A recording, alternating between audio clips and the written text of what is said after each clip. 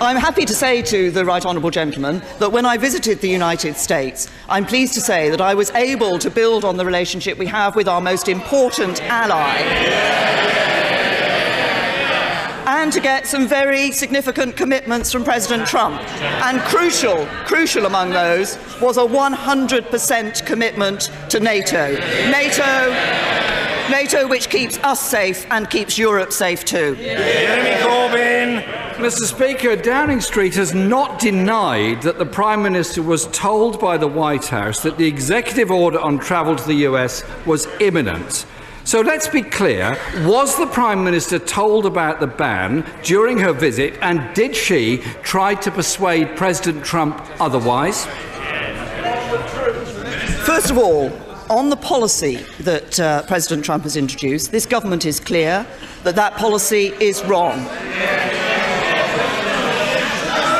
We wouldn't do it. In 6 years as Home Secretary, I never introduced such a policy. We believe it is divisive and wrong. If he's asking me whether I had advance notice of the ban on refugees, the answer is no. If he's asking me if I had advance notice that the executive order could affect British citizens, the answer is no.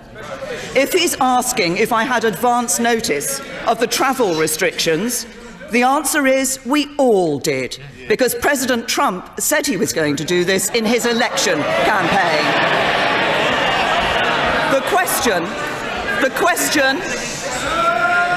The question is how you respond. The job of government is not to chase the headlines. The job of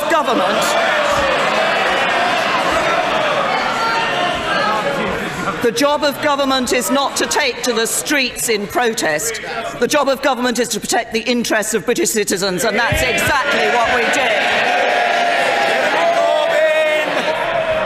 Mr. Speaker, on the day after the executive order was made to ban refugees and visitors from 7 predominantly Muslim countries, why did she 3 times refuse to condemn the ban then?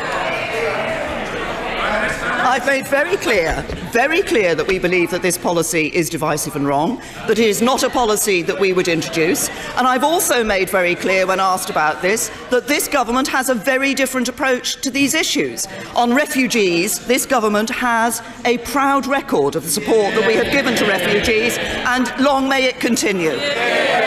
Jeremy Corbyn. Mr. Speaker, the Prime Minister said the United States is responsible for the United States policy on refugees.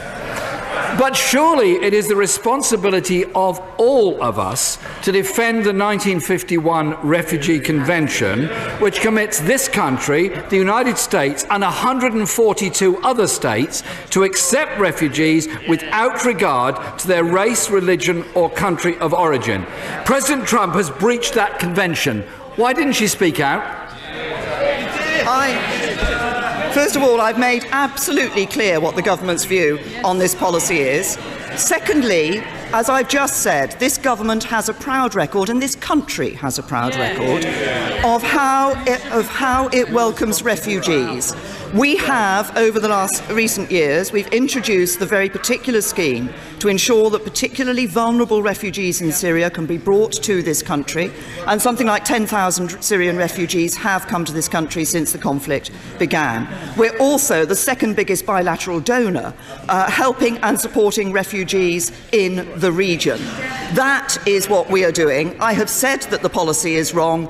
We will take a different view, and we will continue to welcome refugees to this country. Jeremy Corbyn. Mr. Speaker, I also wrote to the Prime Minister on this issue, and I received her reply this morning. I hold in my hand her piece of paper.